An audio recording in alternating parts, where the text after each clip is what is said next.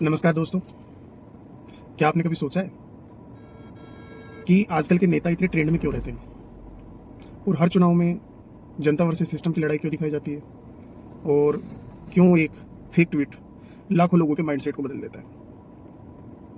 ये सब चीज़ें पैरेलल रूप से हमारी सोसाइटी में चल रही है और यदि आप इसको किसी चीज़ से इंगित करना चाहोगे तो ये पॉलिटिक्स का एक नया दौर है जिसको आप पॉपुलिज्म 2.0 के नाम से आप इंगित कर सकते हो, इंडिकेट कर सकते हो।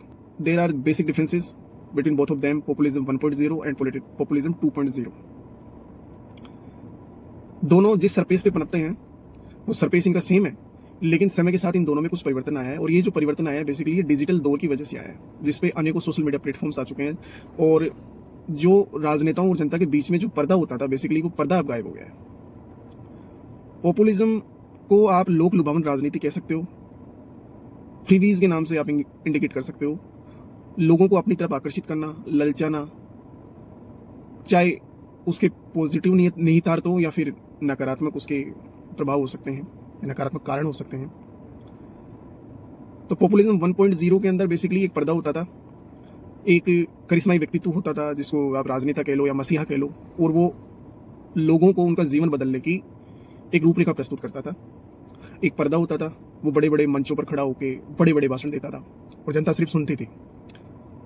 बेसिकली इसके अंदर एक तरफा संवाद होता था, जनता की तरफ से कोई खास प्रतिक्रिया इसके अंदर नहीं आती थी।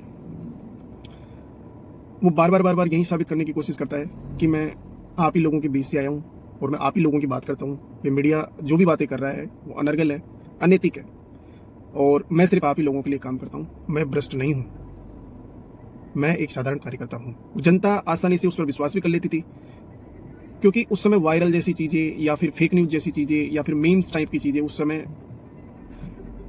एनवायरमेंट में सर्कुलेट नहीं हुई थी क्योंकि डिजिटल प्लेटफॉर्म्स नहीं आए थे। लेकिन अब जो टाइम आया है बेसिकली वो आप इसको पॉपुलरिज्म 2.0 के नाम से इंडिकेट करोगे और इसको आप 2010 के बाद के दौर के रूप में आप इंगित कर सकते हो, जिसमें अनेकों social media platforms, Twitter, WhatsApp, Instagram, YouTube और डायरेक्ट आपका लाइव आना किसी भी प्लेटफॉर्म पे, तो जनता से सीधी आपकी बातचीत हो पाती है। इसको आप नेटवर्क पॉपुलिज्म और डिजिटल पॉपुलरिज्म के नाम से भी आप कह सकते हो। और अब आप के सामने ये चीजें ऐसी होंगी कि पॉपुलरिज्म 1.0 और पॉपुलरिज्म 2.0 दोनों के अंदर बेसिक डिफरेंसेस क्या हैं।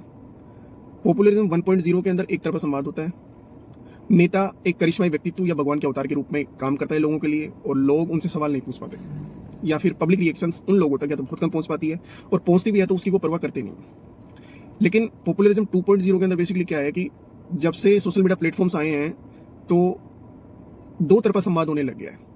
नेता हमेशा ट्रेंड में बने रहना चाहते हैं, वो लगातार आपको इंस्टा स्टोरी में दिखेंगे, व्हाट्सएप पर दिखेंगे, यूट्यूब पर लाइव दिखेंगे और उसमें जनता उनसे डायरेक्ट कनेक्ट होती है। तो बेसिकली जो पर्दा पॉपुलरिज्म 1.0 के अंदर था वो यहाँ से खत्म हो गया है।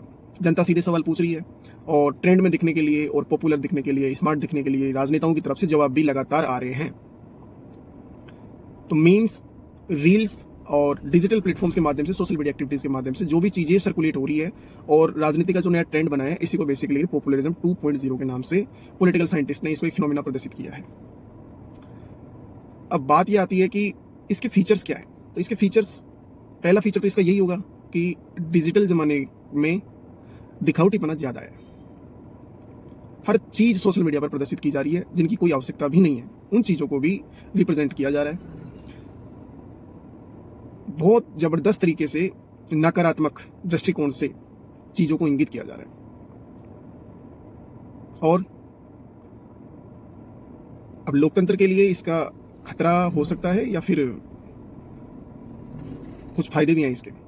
तो एक तो इसका सबसे बड़ा फायदा या लाभ इसका यही देखा जा सकता है कि आम जनता की भागीदारी इन सोशल मीडिया प्लेटफॉर्म्स के माध्यम से और पॉपुलरिज्म 2.0 के दौर में ज्यादा सुनिश्चित हुई है। पहले से सकारात्मक बदलाव आया है। राजनेता जो दूर की कोड़ी मानी जाती थी, आज उन तक पहुंच हमारी बन पाई है। हम एक फोन कॉल के माध्यम से या फिर एक मैसेज के माध्यम से हम उनसे सीधा जुड़ सकते हैं। जबकि इसके नकारात्मक लक्षण जब आप देखोगे तो वो शायद हमें लाभ की तुलना में कुछ ज्यादा दिखाई दे सकते हैं। नकारात्मक लक्षणों में जब आप देखोगे तो आप देखोगे कि fake news, fake memes, deep fake, deep state और इन सांख्यिकी तुलनाओं के माध्यम से समाज में नकारात्मक प्रभाव दिखाया जाता है और असंतोष, असुरक्षा, क्षेत्रवाद, सांप्रदायिकता, भाषा के आधार पर, इन चीजों के आधार पर ऐसे मुद्दों को उभारा जाता है जिससे समाज में टकराव उत्पन्न हो। समाज में विखंडन हो, समाज बटे, क्योंकि राजनेताओं या राजनीति का मकसद तभी सफल होता है जब समाज का कटाव हो, समाज टूटे, विखंडित हो और एक पक्ष पूरी तरीके से उनके फेवर में चला जाए। तो इन चीजों को ज्यादा बढ़ावा मिला है। तो बेसिकली पॉपुलिज्म 2.0 एक नई राजनीतिक प्रवृत्ति है जो इस डिजिटल दौर में उभर के आई है, और जहां एक तरफा संवाद की जगह दो तरफा संवाद को प्रायोरिता दी जाती है और ऐसी एक्टिविटीज की जाती है जानबूझ के पॉलिटिक्स के अंदर या राजनेताओं के माध्यम से, जिसमें जनता के असुरक्षा जैसे मुद्दे और असंतोष जैसे मुद्दों को उभारा जाता है अपनी निहित राजनीतिक स्वार्थ के लिए। आपने देखा होगा, जैसे ग्लोबल एग्जांपल्स की आपके बारे में आप डिस्कस करोगे इस चीज में, तो आपने देखा होगा जैसे डोनाल्ड ट्रंप ने प्रीवियस इलेक्शन के अंदर, अमेरिका के जो इलेक्शन हुए थे 2024 में, उसमें उन्होंने एक नारा दिया था, मागा, मेक अमेरिका ग्रेट अगेन। वैसे ही हमारे भी जब इलेक्शन हुए थे लोकसभा के, तब प्रधानमंत्री मोदी जी ने ये कहा था कि मैं भी चौकीदार। और जायर बोल्सनारो, एक लैटिन अमेरिकन नेता है, उन्होंने भी व्हाट्सएप आर्मी के नाम से कुछ ग्रुप्स क्रिएट किए गए थे सोशल मीडिया के माध्यम से। आपने देखा होगा जापान के अंदर एक संसद सदस्य है, वो टिकटॉक से वहां पहुंच गया सोशल मीडिया के माध्यम से। तो बहुत सारे वेरियस एग्जांपल्स हैं जहां पे आप देखोगे कि सोशल मीडिया किस तरीके से हमारी राजनीति को प्रभावित कर रही है। अब हमें बचना कैसे इस चीज से? तो हमें किसी भी चीज पर विश्वास करने से पहले एक बार उसकी सत्यनिष्ठा की पहचान करनी है, हमें बार बार सोचना है, उसके बारे में सर्च करना है, उसके इनपुट्स देखने होंगे, कहाँ से लीक हुआ है, और जो भी उसकी मोरलिटी या फिर उसकी एग्जिस्टेंस सोसाइटी में है या वर्बली रूप से फेक वायरल हो रहा है, तो इस चीज़ के हम तय तक पहुंचेंगे, तब हम जाके इन चीज़ों से हम निपट सकते हैं। बाकी हो सकता है कि आने वाले टाइम में पॉपुलरिज्म 3.0 भी आए, भविष्य का किसी को कुछ पता नहीं है, लेकिन फिलहाल के लिए इतना ही। मेरे साथ जुड़े रहने के लिए थैंक्स।